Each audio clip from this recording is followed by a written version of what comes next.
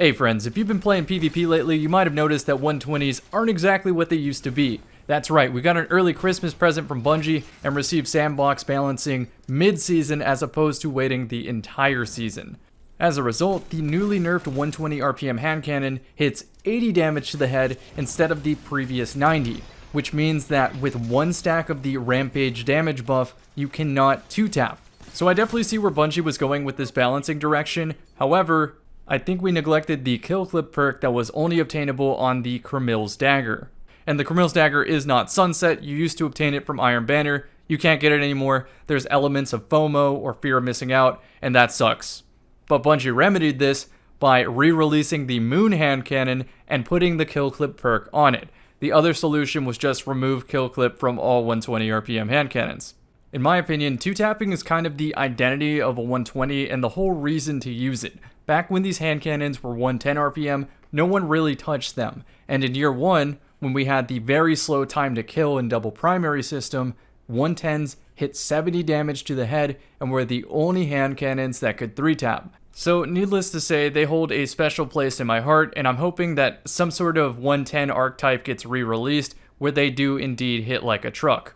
But for now, as you can see in the background, my loud lullaby hits 71 damage at the same distance that my rangefinder palindrome would experience drop off. And yes, they have very similar range perks on each gun. Both are missing the range masterwork. And my friend Wormy, shout out to Wormy, link in the description, has a true prophecy that is also missing the range masterwork, but it does have rangefinder. So we get a good idea of what the damage drop off difference is. And that answer is about 4 to 6 meters.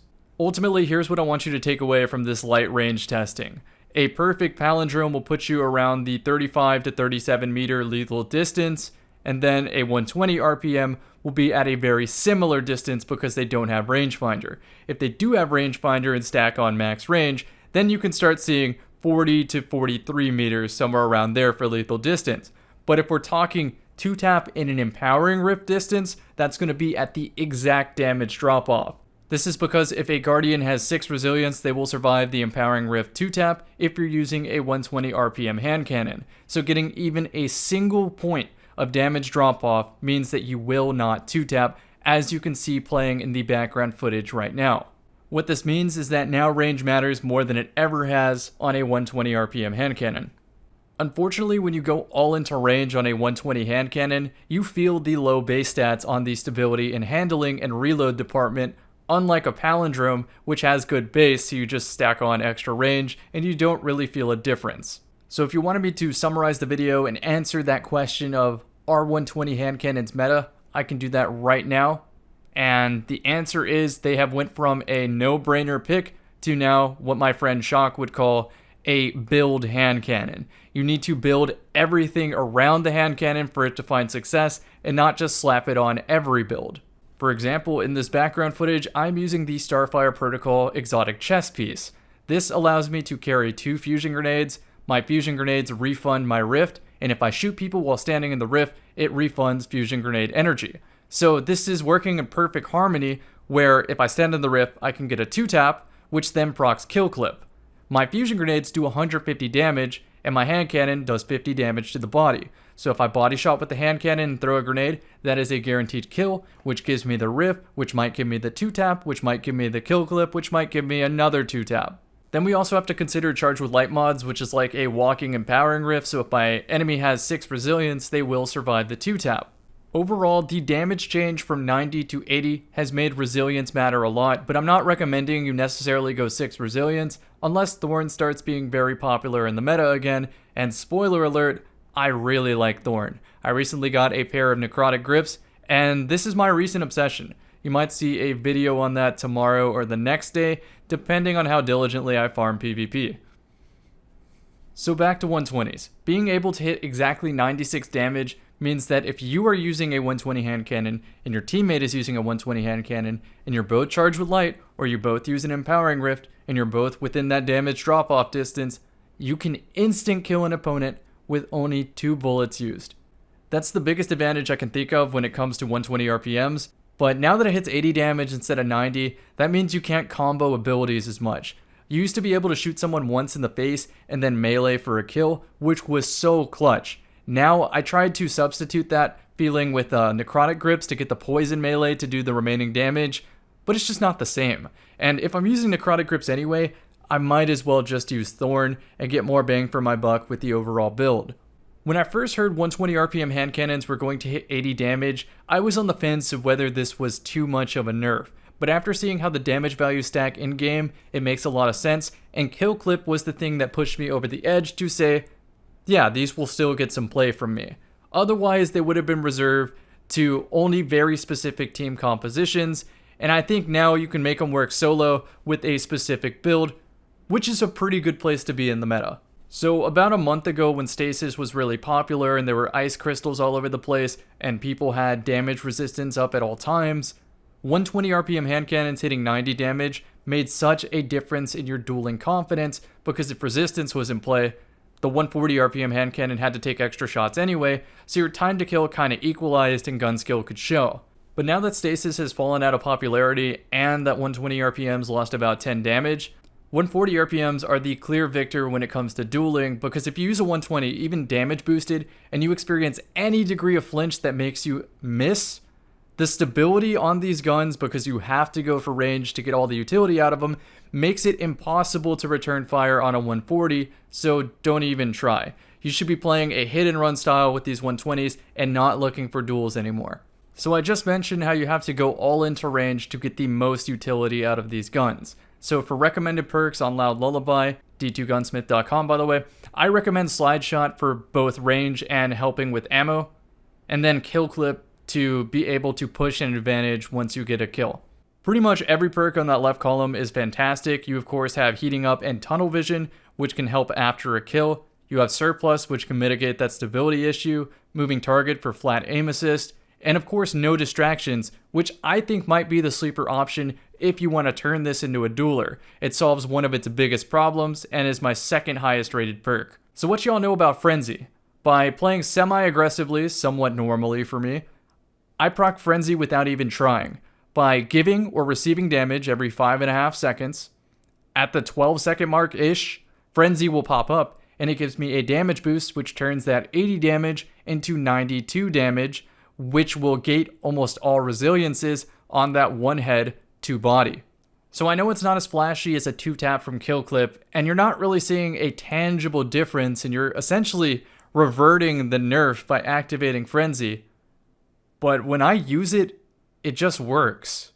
It makes total sense here. I have that dueling confidence back because I know I don't have to hit 2 heads. I can just hit 1. So if you end up getting a Frenzy roll, don't delete it. Try it out for an extended PvP session and start keeping in mind how you can keep the perk active. For example, take a shot at 100 meters out, even if it's going to do 0 damage, because as long as you put in some sort of shot or get shot at, you can keep Frenzy up perpetually. Finally, if you want to turn it into a dueling hand cannon, go for No Distractions and Eye of the Storm, which essentially means as the gunfight draws out, you just get better. Now let's look at a palindrome by comparison with what it has to have in order to compete. First, you need to make a decision on whether or not you want to use Rangefinder. Rangefinder helps a lot with pushing hand cannons out a couple meters, and it does make a difference. But the drawback is it zooms in more, which means you see less of your peripheral and don't have as much situational awareness. The only other 120 you can get Rangefinder on is True Prophecy, which drops from the Gunsmith and has an abysmal drop rate, and also good luck getting the gun to have the perks you want on it. It's probably not going to happen. So if you want to go without Rangefinder, Palindrome's still going to be very good. The other alternative in the kinetic slot is Fatebringer if you want to keep that same look, but let's move on to the Steady Hand, which drops in Iron Banner and has a different damaging perk called Swashbuckler. Unfortunately, because it hits 80 damage instead of 90 now, it's harder to proc Swashbuckler, but once you have it active, it's like Kill Clip for punching somebody. So whenever I play Behemoth and I get a lot of freezes and I'm point blank able to punch them, this is the ideal way for me to use it. And I also go Slide Shot here because reloading this thing is a pain. So if you want my hand cannon recommendations, I would say go Palindrome Rangefinder, Dire Promise Rangefinder. You could skip out on Fatebringer if you're doing that. And then for your exotic hand cannon, go Hawkmoon with Rangefinder. That way you keep your aim flush across all your hand cannons. True Prophecy on that too. Now, if you have like a Lumina teammate or some sort of damage booster in play, switch to your True Prophecy because it's going to play better than your 140s. Let's say that you don't like Rangefinder. Then you go either the Quick Draw Dire Promise, Max Range Fatebringer, an alternative, maybe high impact reserve palindrome, and then you use any of the exotic hand cannons without even thinking. If it fits the map, if it fits the build, just choose the exotic hand cannon. They're all really good. Okay, so now the background footage is going to shift to Swashbuckler coming into play, hand cannon shot, melee cleanup, 2-tap, and then look at the chunk damage that I can do. Keep in mind that Swashbuckler lasts a second longer than Rampage. If you're like me and have a crowded vault, now might be a good time to clean it up, although at any point Bungie can revert 120s back to what they used to be, they can change them to 110s, the meta can shift. But in my vault, I have a bunch of roles that work double duty, so it doesn't really hurt me to delete any of these. Also, in case you're curious, multi-kill clip on a 120 RPM hand cannon is not enough of a damage boost to guarantee a 2-tap. With all this being said, I hope you learned something new in this video. I hope this clears up the state of the meta around 120s and 140s, and we'll see how it unfolds as more players get their hands on some kill clip loud lullabies. If you enjoy hearing my opinions on Destiny sandbox related matters, then it might be worth your time to check out the Destiny Firing Range podcast, which airs every other Wednesday. That is tonight at 9 p.m. Eastern at the twitch.tv channel, DCP_live, link in the description. Also, additionally, tomorrow, I am commentating a speed run with Dado, same speed run crew, Shockwave and the boys, completing a Deepstone Crypt as fast as possible. That link will also be in the description, and I think we are currently slotted for 4-ish p.m. Eastern. However, that is subject to change as charity marathons have plus or minuses on how fast someone is completing a previous run. Hope that makes sense. Anyhow, if you learned something new, enjoyed the video, let me know down below. I appreciate the hell out of you. I'll see you in the next one.